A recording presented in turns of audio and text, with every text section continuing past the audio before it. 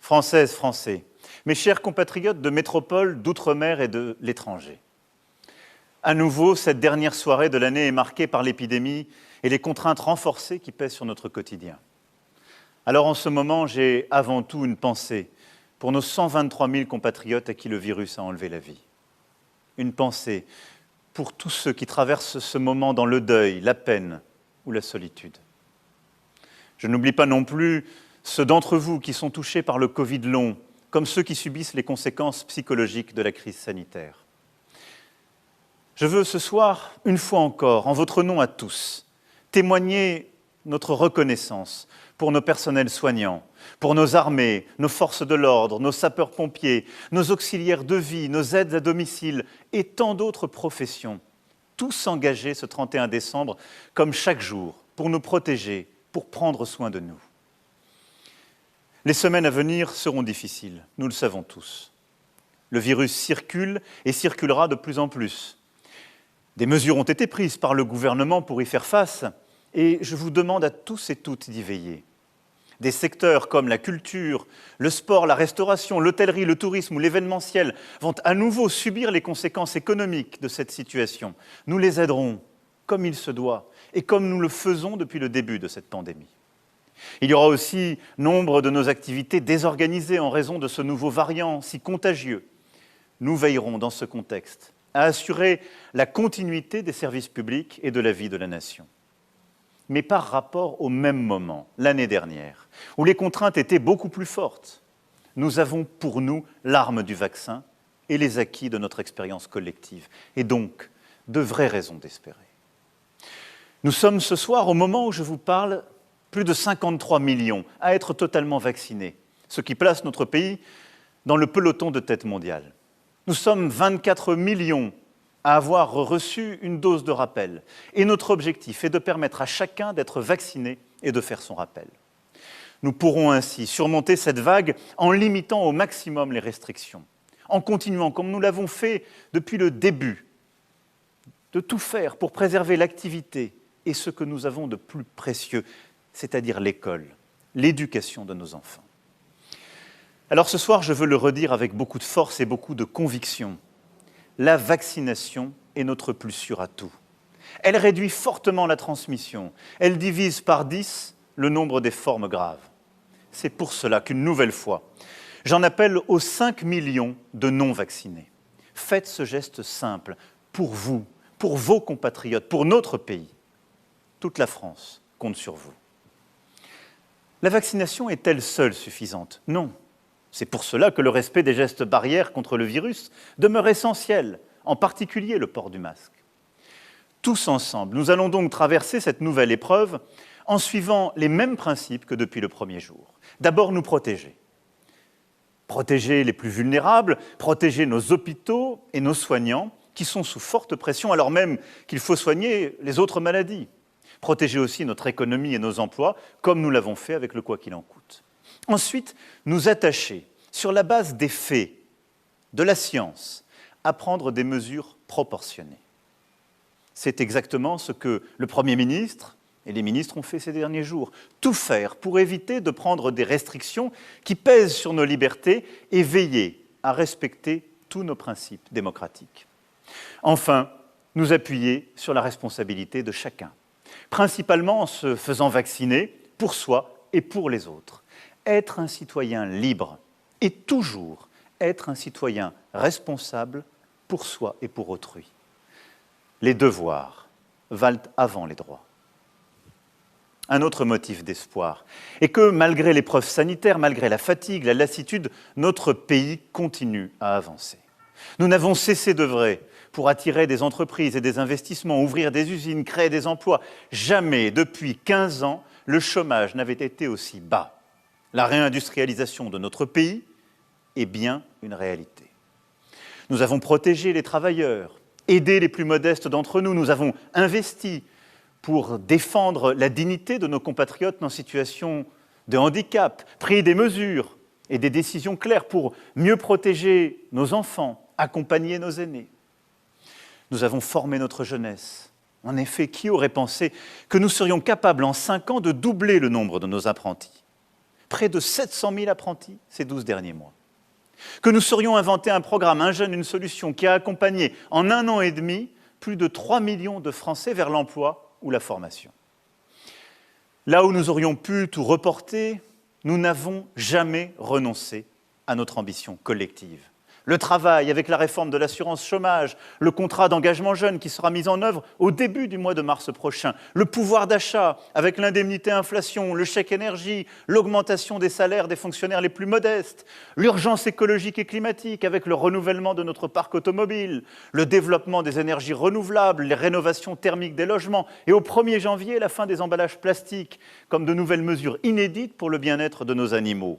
Notre agriculture, avec l'assurance récolte, la retraite minimale à 1 000 €, le déploiement de 2 000 maisons de France Service, le versement automatique des pensions alimentaires qui bénéficiera notamment aux mères seules, la gratuité de la contraception pour les femmes jusqu'à 25 ans et la réforme de l'État, de notre haute fonction publique, avec entre autres la création de l'Institut national du service public.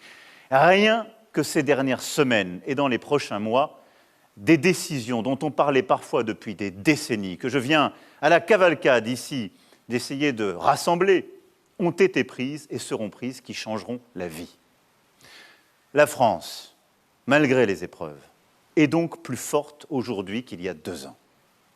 Tout cela, c'est grâce à vous, grâce à nous tous, grâce à notre esprit de résistance, notre solidarité, notre civisme, notre engagement et notre esprit d'entreprendre.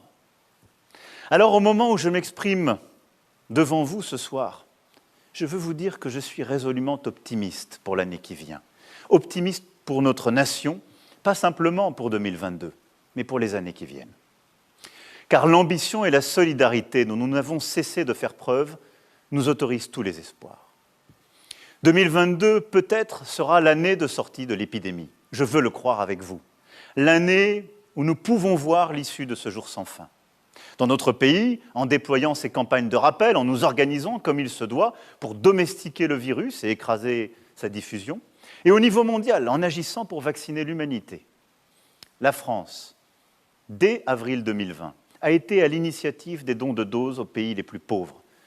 Et nous serons au rendez-vous dans les prochains mois pour amplifier l'effort et ainsi permettre d'entrevoir la fin de ce virus sous sa forme aiguë. 2022 doit être l'année d'un tournant européen. Notre continent a été tant décrié ces dernières années. On l'a dit, divisé, incapable de projets collectifs, en train de sortir de l'histoire. Et alors même que nous célébrons les 20 ans de la mise en circulation de l'euro, notre monnaie commune qui nous aura donné une stabilité monétaire, une place internationale inédite, la crise a démontré qu'unie, notre Europe pouvait être non seulement utile, mais porteuse d'espérance pour tous. Sans l'Europe, nous n'aurions pas aujourd'hui de vaccins disponibles en nombre, y compris pour organiser des campagnes de rappel. Sans l'Europe, nous n'aurions pas pu bâtir partout à travers notre continent des plans de relance parmi les plus ambitieux au monde et connaître les résultats économiques, croissance, création d'emplois que nous connaissons. Alors, à partir de minuit, la France prendra la présidence de l'Union européenne. Et vous pouvez compter sur mon engagement total pour faire de ce moment, qui ne survient qu'une fois tous les 13 ans, un temps de progrès pour vous. Un temps de progrès pour la maîtrise de nos frontières, notre défense, la transition climatique, l'égalité entre les femmes et les hommes, la construction d'une alliance nouvelle avec le continent africain, le meilleur encadrement des grandes plateformes de l'Internet et la culture en Europe.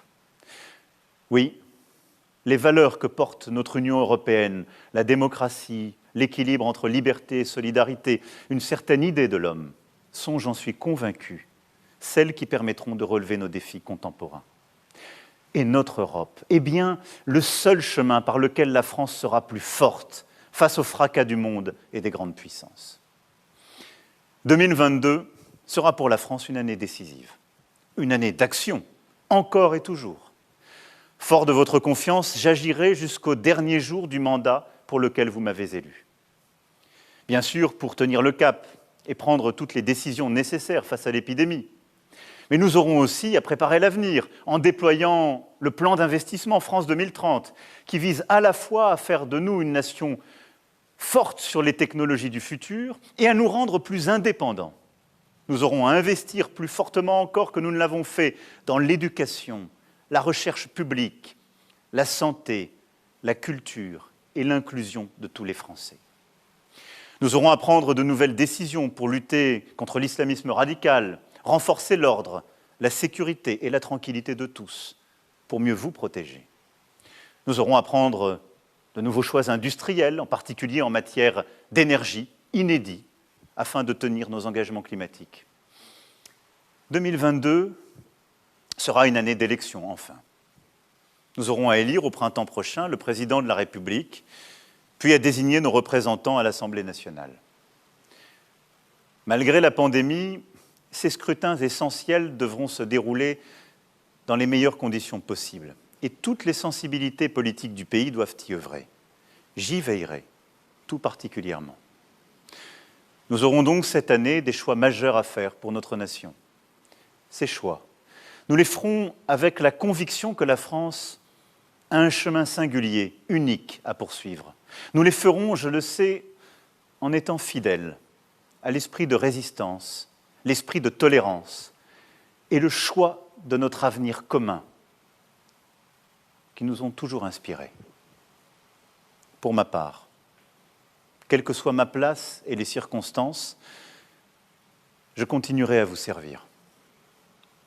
Et de la France, notre patrie, nul ne saura déraciner mon cœur.